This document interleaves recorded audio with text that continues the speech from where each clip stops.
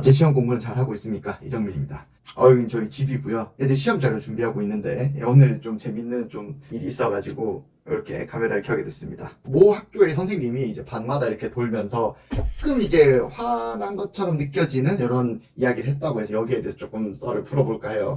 요게 이제 몇몇 사건이 이제 엮여 있는 건데 어쨌든 요 원인은 그 학교가 부교재를 선정을 하는데 그 교재가 너무 어려운 거예요. 1학년 1학기 때 4권을 선정한단 말이에요. 근데 2권은 조금 쉬운데 이 2권이 너무 어려운 거예요. 뭐 치역정석, 블랙라벨 이런 책들보다도 훨씬 어려운 거예요. 그러다 보니까 이게 애들 입장에서 조금 멘붕을 할 수밖에 없죠. 그리고 학기 초부터 선생님이 이 어려운 2권에 대한 문제 풀이는 해주지 않겠다 이렇게 선언을 해버렸어요. 물론 이제 질문하면 조금 받아주시기 하겠죠. 근데 책이 어렵다 보니까 질문을 애들이 왕창 이렇게 몰려버리잖아요. 그래서 이 질문 해결이 제대로 안 되는 거예요. 그러다 보니까 애들이 공부를 하다가 울기도 하고, 어떤 애는 이제 막 뭐 2학기 때도 이 교재를 할 거예요. 뭐 부교재에서 몇 프로 나와요? 몇 문제 나와요? 이런 식으로 막 물었을 거 아니에요. 학교쌤한테. 그리고 이제 어떤 학부모님께서 이제 학교에 가가지고, 아니, 이 학교는 이제 요거 말고 다른 요 A라는 다른 교재에서 똑같이 다 나온다고 해가지고 학원에서 달달 외워가라고 해서 외워갔는데 학원에서 말한 이 교재를 안 쓰면은 이제 어떡하냐 이렇게 뭐 따졌다고도 하고 그러니까 선생님께서 많이 스트레스를 받으셨나봐요.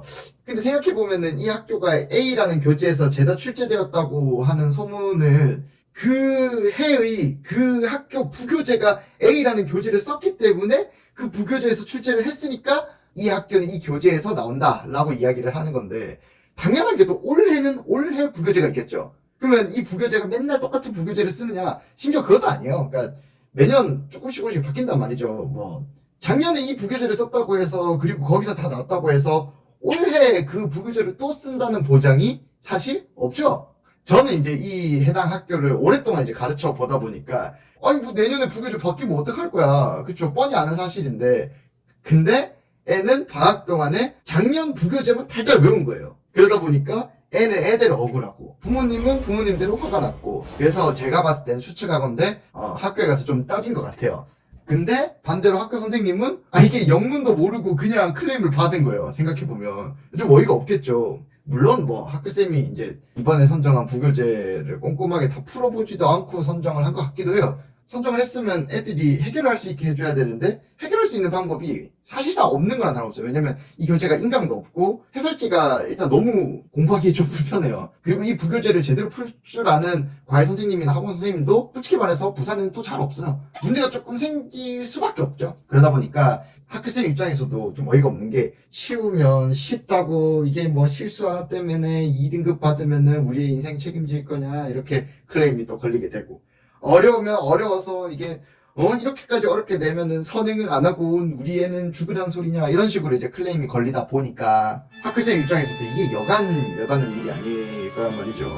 학교쌤이 이제 밤마다 이렇게 돌면서 일종의 하소연 아닌 하소연을 하시게 된 것 같아요. 제가 봤을 때는. 근데 이게 생각해보면 이게 누구의 잘못도 아니고 의대 공화국이 되다 보니까 경쟁이라는 게 이상하게 많지 이게 심화가 돼가지고 어릴 때부터 이러한 경쟁에 조금이라도 뒤처지게 되면은 요걸 메꾸기가 현실적으로 너무 힘들어지다 보니까 그렇게 된 것 같아요. 그러다 보니까 이 학교는 어디에서 나온다 이런 정보 하나하나까지도 경쟁력이 되는데 어쩌다 보니까 잘못된 정보를 철석같이 믿어버린 학생이랑 부모님이 생기게 된 상황인 것 같아요. 제가 봤을 때는 조금 씁쓸한 상황이죠. 사실 누구를 탓할 수는 없어요. 그리고 이제 요건 좀 다른 상황인데 어쨌든 지금 이 상황에 애들이 부교재가 너무 어렵다 보니까 현재 이 시험 기간을 맞닥뜨린 이 학생들은 이 해당 부교재를 어떻게든 풀어내는 데에 집중을 하고 있는 상황이에요. 그래서 애들이 선생님한테 질문을 하면서 선생님 가우스 개념을 쓴 건데 이렇게 어려운 거 시험에 나와요? 이렇게 물어봤겠죠. 애들이 공부하면서 어이가 없을 거 아니에요. 너무 어려우니까. 그래서 학교쌤도 야 이렇게까지 가우스 개념을 완전히 어렵게 꼬아가지고 시험에 내지는 않을 거야. 이거 교과 과정에도 없는 거야 이게. 그래서 이렇게까지 안 내. 이렇게 이야기를 해줬겠죠. 네, 저도 이제 전달을 받은 거니까. 근데 이게 아는 사람은 알겠지만 생각해보면 너무 뻔한 이야기예요. 교과 과정에 들어있지도 않은 개념을 일종의 어떤 이상한 괴랄한 문제를 학교 시험에 내는 게 생각해보면 그렇게 바람직하지가 않잖아요, 당연히. 근데 이제 애들은 그런 상황을 좀 잘 모르죠. 그러니까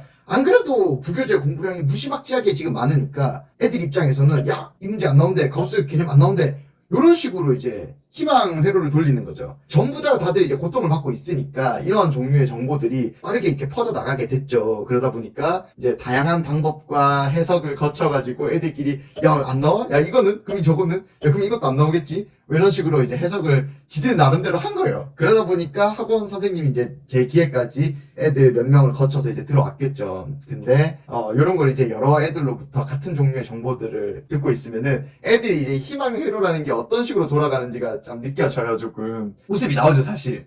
보통 이제 학교 선생님이 이런 식으로 자그마한 힌트를 던져주거나 이런 거 사소한 것까지도 저는 이제 다 듣는단 말이에요. 근데 제가 느끼기에 이 뉘앙스가 학교생 입장에서는 지극히 상식적인 이야기를 했어요. 완전히 안 나온다는 건 아니고 해당 개념은 이제 완전 상식선을 벗어난 수준의 문제에서는 출제를 안 하겠다 이런 게 맥락상 맞는 건데 애들마다 이야기가 다른 거죠. 그러니까 너무 어려운 건 안 나온대요. 근데 낼 수도 있대요. 뭔 소리야 이게. 어쨌든 이런 식으로 이렇게 애들이 해석을 해가지고 저한테 알려주다 보니까 재밌는 상황들이 많이 발생을 하는데 이런 식으로 몇몇 애들이 이렇게 정보를 얻어내다 보니까 애들 입장에서는 쉬는 시간마다 학교쌤한테 가가지고 쌤 이 문제 나와요? 이 개념 나와요? 저거 나와요? 이거 낼 거예요? 이거 서술형에 나와요? 이런 식으로 계속 물어봤겠죠. 그래서 저도 이제 전달을 받은 것만으로 이제 추측을 하는 거라서 그렇긴 한데 어쨌든 제가 봤을 때 애들이 학교쌤들한테 좀 너무 과하게 여러 가지를 너무 묻는 것 같다. 근데 이게 모든 과목의 공부를 지금 수학이 이상하게 잡아먹다 보니까 이해를 하려면 또 할 수 있어요. 애들 입장도 이해는 돼요. 네.